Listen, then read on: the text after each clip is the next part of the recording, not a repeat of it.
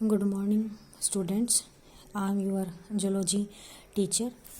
और हमने last video के अंदर स्टार्ट किया था हमारा टॉपिक जो कि था general characters of phylum protozoa. उसके अंदर हमने कुछ जनरल कैरेक्टर्स जो हैं उनके बारे में स्टडी किया था। और जो हमारा लास्ट जनरल कैरेक्टर था वो था सिमिट्री का। सिमिट्री के बाद हमारा जो नेक्स्ट जनरल कैरेक्टर है that is body structure. Body structure के अंदर आप क्या देख सकते हो कि जो बॉडी स्ट्रक्चर में प्रोटोजोन्स होते हैं उनकी जो बॉडी है इंटरनली किससे मिलके बनी होती है, मॉर्फोलॉजिकली वो जो है वो कैसी दिखाई देती है, दैट इज़ शेप, साइज। और बॉडी स्ट्रक्चर में मेनली हम क्या है इंटरनल स्ट्रक्चर के बारे में स्टडी करते हैं। तो आइए स्टार्ट करते हैं। बॉडी स्ट्रक्चर में first these are eukaryotic organisms showing division of labour at cell organelles level. First of all यहाँ पे डिवीजन ऑफ लेबर ये जो है वो बताया गया है। इसका मतलब ये है कि सेल के अंदर डिफरेंट टाइप की सेल ऑर्गेनेल्स होती हैं और वो जो सेल ऑर्गेनेल्स हैं वो डिफरेंट फंक्शंस परफॉर्म करती हैं। For example mitochondria is called power house of cell. Ribosomes जो हैं वो प्रोटीन सिंथेसिस करते हैं। तो इस तरह से जो डिफरेंट सेल ऑर्गेनेल्स हैं वो डिफरेंट फंक्शंस परफॉर्म करती हैं। और यही क्या होता है डिवीजन ऑफ लेबर, मीन्स जो फंक्शंस हैं, जो वर्क है वो डिवाइडेड होता है और सभी ऑर्गेनेल्स को अपना अपना फंक्शन जो है वो परफॉर्म करना होता है। तो यहाँ पे जो डिफरेंट फंक्शंस हैं वो कौन परफॉर्म करता है सेल के अंदर, डिफरेंट सेल ऑर्गेनेल्स जो प्रेजेंट होती हैं वो परफॉर्म करती हैं। नेक्स्ट इसके अंदर अगर हम न्यूक्लियस की बात करें तो सेल के अंदर न्यूक्लियस जो है वो एक भी हो सकता है। अगर सिंगल न्यूक्लियस प्रेजेंट है तो हम उसको यूनी न्यूक्लिएट कहेंगे। अगर दो न्यूक्लियस प्रेजेंट हैं दैट इज बाई न्यूक्लिएट। अगर दो से ज़्यादा न्यूक्लियस प्रेजेंट हैं तो वो कंडीशन हो जाएगी मल्टी न्यूक्लिएट की, जैसे कि प्लाज्मोडियम के अंदर जो है वो मल्टी न्यूक्लिएट कंडीशन होती है। नेक्स्ट आप देखोगे जो न्यूक्लियाई है यानी कि जो न्यूक्लियस हैं वो दो तरह के हो सकते हैं। वो मोनोमॉर्फिक भी हो सकते हैं और डाईमॉर्फिक भी हो सकते हैं। मतलब मोनो में सिमिलर इन फॉर्म, मतलब ये है कि अगर न्यूक्लियस एक जैसे हैं, सेम हैं, सिमिलर इन स्ट्रक्चर, तो उसको हम क्या बोलते हैं मोनोमॉर्फिक बोलते हैं। अगर न्यूक्लियस एक जैसे नहीं है, these are different in form, तो हम उसको डाईमॉर्फिक बोलते हैं। तो ये न्यूक्लियस के बारे में था। नेक्स्ट आता है इसमें प्रोटोप्लाज्म। आपको पता है कोई भी सेल है उसके अंदर jelly like fluid like substance present होता है जिसको हम प्रोटोप्लाज्म बोलते हैं। और उसी प्रोटोप्लाज्म के अंदर डिफरेंट जो हैं रिएक्शंस होती हैं सेल की। तो यहाँ पे जो प्रोटोप्लाज्म है उसको दो तरह से डिवाइड किया गया है। एक वो प्रोटोप्लाज्म जस्ट जो पेरिफेरी पे प्रेजेंट है और एक वो प्रोटोप्लाज्म जो मिडल में प्रेजेंट होता है सेल के। तो जो प्रोटोप्लाज्म पेरिफेरी पे प्रेजेंट है that is called outer ectoplasm. और वो प्रोटोप्लाज्म जो कि सेल के मिडल में प्रेजेंट है that is called inner endoplasm. तो ये आपके प्रोटोप्लाज्म है। जो प्रोटोप्लाज्म है differentiated into two, outer and inner. Next है इसमें जो ऑर्गेनिजम्स हैं यहाँ पे वो नेक्ड भी हो सकते हैं और शेल्ड भी हो सकते हैं। मीन्स ऑर्गेनिज्म जो नेक्ड होती हैं उसका मतलब ये है कि कोई ऑर्गेनिज्म जो है उसके बाहर कोई extra hard protective covering present नहीं है, जस्ट क्या है प्लाज्मा मेम्ब्रेन प्रेजेंट है, तो उसको हम क्या बोलते हैं नेक्ड बोलते हैं। शेल्ड ऑर्गेनिज्म कौन से होते हैं कि जिनके अंदर जो प्लाज्म है is bounded by A plasma membrane और उस प्लाज्मा मेम्ब्रेन के बाहर भी कोई हार्ड स्ट्रक्चर प्रेजेंट होता है। जैसे कुछ ऑर्गेनिजम्स में कैल्शियम कार्बोनेट की सेल प्रेजेंट होती है और जो कैल्शियम कार्बोनेट की सेल प्रेजेंट होती है ये आप देखोगे जो मोलस्का फाइलम के ऑर्गेनिजम्स हैं उनके अंदर प्रेजेंट होती है। जो मोलस्का फाइलम के ऑर्गेनिजम्स हैं वो मेनली शेल्ड ऑर्गेनिज्म होते हैं, वो शेल के अंदर रहते हैं। तो यहाँ पे जो ऑर्गेनिज्म है आइदर नेक्ड हो सकते हैं और शेल्ड हो सकते हैं। नेक्स्ट अगर हम बात करें इंटरनल सपोर्टिंग एलिमेंट्स की, मीन्स इंटरनली सेल के स्ट्रक्चर को स्ट्रेंथ कौन प्रोवाइड करता है, तो उसके लिए यहाँ पे 3 चीज़ें हैं। First is axostyle, second is axial filament and third is internal shells. Axostyle और जो एक्सियल फिलामेंट है these are nothing but these are type of proteins जो सेल को इंटरनली सपोर्ट सिस्टम जो है प्रोवाइड करती हैं। तो वो आपके एज ए एक्सोस्टाइल भी हो सकते हैं और एक्सियल फिलामेंट भी हो सकते हैं। इंटरनल शेल्स मतलब कि इंटरनली जो सेल के अंदर कुछ हार्ड सब्सटेंस प्रेजेंट है जो उसको सपोर्ट कर रहा है, वो क्या है, इंटरनल शेल्स प्रेजेंट होती हैं। तो 3 टाइप के आपके डिफरेंट सपोर्टिंग एलिमेंट्स जो हैं वो सेल के अंदर प्रेजेंट होते हैं। इसके अंदर नेक्स्ट कैरेक्टर है ऑर्गेनेल्स ऑफ लोकोमोशन। तो यहाँ पे आप क्या देखोगे कि जो डिफरेंट ऑर्गेनिजम्स हैं फाइलम प्रोटोजोआ के, वो क्या है, लोकोमोशन शो करते हैं। तो वहाँ पे लोकोमोशन शो करने के लिए अलग अलग ऑर्गेनेलिज प्रेजेंट होंगी और वो डिफरेंट ऑर्गेनेलिज कौन कौन सी होती हैं, उसमें फर्स्ट होता है सूडोपोडिया। आपने देखा होगा सूडोपोडिया को हम क्या फॉल्स फीट बोलते हैं और ये मेनली जैसे अमीबा के अंदर प्रेजेंट होते हैं। These are the finger like projections which help in locomotion and also in capturing of food. Next organelle is flagella. Flagella are the long thread like structures which also help in locomotion, जैसे कि Euglena के अंदर present होता है। Next है cilia. Cilia are the small hair like projections, जैसे paramecium में present होते हैं, वो भी क्या है, लोकोमोशन में हेल्प करते हैं और फूड को कैप्चर करने में भी हेल्प करते हैं। और लास्ट में है कि जो लोकोमोशन है उसके लिए ऑर्गेनेली एब्सेंट भी हो सकती है। फॉर एग्जांपल जो स्पोरोजोआ आपका मेंबर है, स्पोरोजोआ जो है एग्जांपल है इसका, मीन्स कि जो स्पोरोजोआ आपका एक सब फाइलम है उसके जो मेंबर हैं वो उनके अंदर जो लोकोमोशन है वो एब्सेंट होती है। तो ये डिफरेंट टाइप की लोकोमोटरी ऑर्गन थे। इसके अंदर नेक्स्ट कैरेक्टर आता है न्यूट्रिशन का। तो न्यूट्रिशन जो है हम मेनली आपको पता है उसको 2 ब्रॉड कैटेगरीज में डिवाइड करते हैं। एक होता है ऑटोट्रॉफिक न्यूट्रिशन और एक होता है हेट्रोट्रॉफिक न्यूट्रिशन। ऑटोट्रॉफिक न्यूट्रिशन आपने सुना होगा, जो प्लांट्स हैं वो अपना फूड खुद प्रिपेयर करते हैं, तो वो क्या है, autotrophic mode of nutrition show करते हैं। और एक होता है हेट्रोट्रॉफिक मोड ऑफ न्यूट्रिशन। तो हेट्रोट्रॉफिक के अंदर क्या होता है, जो ऑर्गेनिज्म है वो किसी दूसरे ऑर्गेनिज्म के ऊपर डिपेंड होता है फूड के लिए, उसको हम क्या बोलते हैं, हेट्रोट्रॉफिक मोड ऑफ न्यूट्रिशन बोलते हैं। तो यहाँ पे आप देखोगे जो न्यूट्रिशन है वो आइदर में भी ऑटोट्रॉपिक हो सकता है, और अगर हेट्रोट्रॉपिक है तो हेट्रोट्रॉपिक में भी वो होलोजोइक हो सकता है, सैप्रोजोइक हो सकता है, पैरासिटिक हो सकता है। ऑटोट्रॉफिक का मतलब है जो प्लांट्स हैं या प्लांट लाइक ऑर्गेनिजम्स हैं वो अपना फूड क्या है, खुद प्रिपेयर कर सकते हैं। तो यहाँ पे आप देखोगे यूग्लिना और वोल्वोक्स जो हैं ऐसे प्रोटोजोन्स हैं जो अपना फूड जो है खुद सिंथेसाइज कर सकते हैं, तो वो क्या है, autotrophic mode of nutrition show करते हैं। सेकेंड है होलोजोइक। होलो का मतलब होता है कंप्लीट, और जोआ मैंने आपको पहले भी बताया था एनिमल के लिए यूज हो रहा है। तो यहाँ पे जो न्यूट्रिशन है वो एनिमल लाइक है।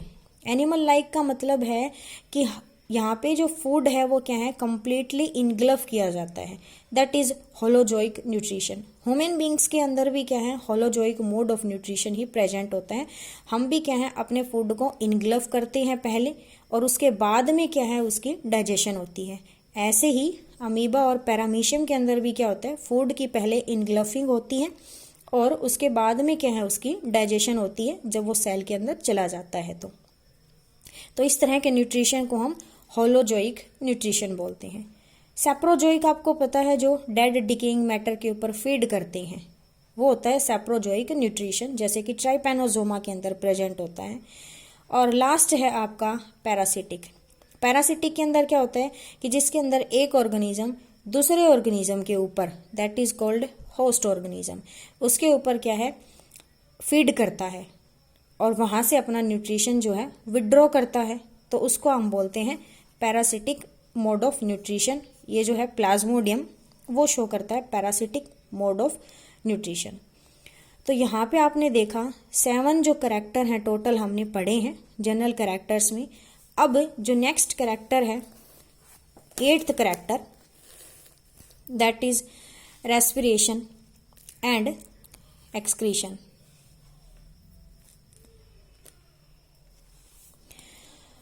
तो क्या होता है बच्चे, रेस्पिरेशन आपको पता है जस्ट एक्सचेंज ऑफ गैसेस, जो एक्सचेंज ऑफ गैसेस हैं जिसके अंदर कार्बन डाइऑक्साइड और ऑक्सीजन जो है वो एक्सचेंज होती है from outside to inside body and from inside to the outside body. तो रेस्पिरेशन के अंदर मेनली तो क्या होता है, फूड का ऑक्सीडेशन होता है। तो जो रेस्पिरेशन प्रोसेस है वो यहाँ पे थ्रू कैसे होती है, जनरल बॉडी सरफेस से, मीन्स कि जो ये सेल है उसकी जो प्लाज्मा मेम्ब्रेन है उसी के थ्रू जो है वो गैसियस एक्सचेंज होता है। तो जनरल बॉडी सरफेस से रेस्पिरेशन प्रोसेस जो है वो शो करते हैं प्रोटोजोआ फाइलम के जितने भी मेंबर्स हैं। एक्सक्रीशन क्या होता है, एक्सक्रीशन आपने पढ़ा होगा, एक्सक्रीशन के अंदर जो वेस्ट प्रोडक्ट है बॉडी का उसको क्या है एक्सपेल करने की प्रोसेस होती है। तो एक्सक्रीशन के अंदर क्या होता है, एक्सक्रीशन भी यहाँ पे जनरल बॉडी सरफेस से ही होता है। मीन्स कि जो वेस्ट है प्रोटोजोआ की बॉडी का उसको कैसे एक्सपेल आउट किया जाता है, with the help of cell membrane और प्लाज्मा मेम्ब्रेन। यहाँ पे एक पॉइंट दे रखा है दैट इज अमीनोटैलिक। अमीनोटैलिक से आप क्या समझते हो बच्चे, आपने देखा होगा जो ऑर्गेनिजम्स हैं on the basis of excretory product, उन ऑर्गेनिजम्स को हम क्या है 3 टाइप्स में डिवाइड करते हैं। एक होते हैं यूरियोटैलिक, मीन्स जो urea as a waste product excrete करते हैं। एक होते हैं यूरिकोटैलिक, मीन्स जो uric acid as a waste product excrete करते हैं। और एक होते हैं अमोनोटैलिक। अमोनोटैलिक का मतलब है वो ऑर्गेनिजम्स जो कि ammonia as a waste product excrete out करते हैं बॉडी से। तो यहाँ पे जो प्रोटोजोआ है वो कैसे हैं, सारे के सारे प्रोटोजोन्स अमीनोटैलिक है। अमोनिया जो है वो उनका वेस्ट प्रोडक्ट होता है। उसके बाद में नेक्स्ट कैरेक्टर है ओस्मोरेगुलेशन का। ओस्मोरेगुलेशन किसको बोलते हैं, ओस्मोरेगुलेशन आपने पढ़ा होगा कि जो बॉडी के अंदर केमिकल और जो आयंस हैं, सॉल्ट है, मेनली जो आयंस और साल्ट है उनका जो बैलेंस है वो मेंटेन किया जाता है। और ये जो प्रोसेस है वो किसके थ्रू होती है, किडनी की हेल्प से होती है। किसके अंदर, वर्टिब्रेट्स के अंदर। हमारे अंदर भी जो आयंस का जो बैलेंस है वो मेंटेन किया जाता है किडनी के थ्रू। और किडनी में भी आपने देखा होगा नेफ्रॉन जो है वो ये फंक्शन परफॉर्म करता है। तो यहाँ पे बच्चे जो ऑस्मोरेगुलेशन है वो फंक्शन जो है कौन परफॉर्म करेगा, कॉन्ट्रैक्टाइल वैक्यूल्स। अब देखो वैक्यूल क्या होते हैं, vacuoles are nothing but are empty spaces present in the cell and empty spaces having a membrane. Empty spaces होते हैं बट उनकी खुद की मेम्ब्रेन होती है। And these are called contractile. Because contractile इन्हें क्यों बोलते हैं, क्योंकि यहाँ पे प्रोसेस जो है वो कॉन्ट्रैक्ट और रिलैक्स करने की होती रहती है। मतलब वैक्यूल्स जो हैं वो फैल जाते हैं, सिकुड़ जाते हैं, तो उनकी क्या है ये कैपेबिलिटी है, इसी वजह से यहाँ पे उनको कॉन्ट्रैक्टाइल वैक्यूल्स बोला है। तो यहाँ पे जो एक्सेस अमाउंट ऑफ आयंस हैं वो बॉडी से कैसे रिमूव किया जाता है, कॉन्ट्रैक्टाइल वैक्यूल के थ्रू रिमूव किया जाता है। मीन्स कि जो ऑस्मोरेगुलेशन की प्रोसेस है वो है कॉन्ट्रैक्टाइल वैक्यूल से शो करती हैं। इसके अंदर अगला कैरेक्टर है रिप्रोडक्शन का। रिप्रोडक्शन किसको बोलते हैं, रिप्रोडक्शन एक ऐसी प्रोसेस है जिसके थ्रू एक ऑर्गेनिज्म जो है वो अपनी प्रोजेनी प्रोड्यूस करता है। और ब्रॉडली ये 2 टाइप की होती है, ए सेक्सुअल रिप्रोडक्शन और एक होती है सेक्सुअल रिप्रोडक्शन। तो आपने पढ़ा होगा ए सेक्सुअल रिप्रोडक्शन कौन सी होती है। ए सेक्सुअल रिप्रोडक्शन जो है वो रिप्रोडक्शन जिसके अंदर सिंगल पेरेंट की ज़रूरत होती है, आइदर मेल पार्टनर और फीमेल पार्टनर जो है वो रिप्रोड्यूस करते हैं और नेक्स्ट प्रोजेनी जो है वो प्रोड्यूस करते हैं, तो वो टाइप ऑफ एसेक्सुअल रिप्रोडक्शन है। सेक्सुअल रिप्रोडक्शन जैसे कि जिसके अंदर दोनों ही पेरेंट्स की ज़रूरत होती है, both parents are necessary here. तो यहाँ पे देखोगे एसेक्सुअल रिप्रोडक्शन जो है उसके कुछ तरीके हैं, कुछ टाइप्स हैं, जिसमें से पहला है बाइनरी फिजन। बाइनरी फिजन आपने अमीबा के अंदर देखा होगा। अमीबा जो है वो एसेक्सुअल रिप्रोडक्शन से रिप्रोड्यूस करता है थ्रू बाइनरी फिजन। मीन्स इसके अंदर क्या होता है, एक पेरेंट अमीबा होता है। पेरेंट अमीबा जो है वो डिवाइड करने के बाद में 2 डॉटर अमीबे प्रोड्यूस करता है और उसको हम क्या बोलते हैं, बाइनरी फिजन। बाइनरी मीन्स 2, कि जहाँ पे एक ऑर्गेनिज्म की बॉडी 2 पार्ट्स में डिवाइड हो रही है और वो 2 पार्ट्स क्या हैं, फिर 2 अलग अलग ऑर्गेनिजम्स में ग्रो अप कर जाती हैं। मल्टीपल फिजन के अंदर क्या होगा, मोर देन 2, कि जहाँ पे बॉडी जो है वो डिफरेंट पार्ट्स में डिवाइड होती है और हर पार्ट जो है वो नया ऑर्गेनिज्म बनाता है, जैसे प्लाज्मोडियम के अंदर होता है। अगली इसमें टाइप है बडिंग की। बडिंग आपने देखा, सुना भी होगा, पढ़ा भी होगा। बडिंग के अंदर क्या होता है कि एक एक्स्ट्रा आउट ग्रोथ ग्रो कर जाती है जनरल बॉडी सरफेस पे। वो आउट ग्रोथ जो है धीरे धीरे साइज में ग्रो करती है और उसके बाद में मैच्योरिटी पे वो उस पेरेंट बॉडी से डिटैच हो जाती है, अलग हो जाती है और उसके बाद में वो क्या है, नया ऑर्गेनिज्म प्रोड्यूस करती है। जैसे कि हाइड्रा है, हाइड्रा जो है वो बडिंग शो करता है। स्पोरोवुलेशन के अंदर क्या होता है, स्पोर फॉर्मेशन की प्रोसेस होती है और जो स्पोर्स हैं वो जर्मिनेट करके नया ऑर्गेनिज्म बनाती है। अब जो सेक्सुअल रिप्रोडक्शन है वो यहाँ पे 2 तरह से हो सकती है, या तो कॉन्जुगेशन से या ऑटोगैमी से। अब कॉन्जुगेशन और ऑटोगैमी को कुछ इस तरह से समझ लो कि कॉन्जुगेशन का मतलब जैसे कि क्रॉस फर्टिलाइजेशन हो रही है। मीन्स यहाँ पे 2 ऑर्गेनिज्म हैं, दोनों ही ऑर्गेनिजम्स जो हैं वहाँ उनकी क्या होती है, टेम्पोररी अटैचमेंट होती है। उनकी जो बॉडी है वो टेम्पोरली अटैच हो जाती हैं।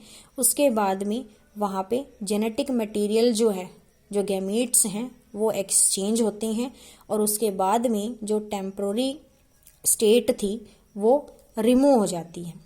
तो इस तरह से उनका जेनेटिक मटेरियल यानी कि जो गैमीट्स हैं वो एक्सचेंज हो गई। तो एक तरह से क्या है, क्रॉस फर्टिलाइजेशन हो रही है। और ऑटो का मतलब सेल्फ, गैमी मतलब मिक्सिंग।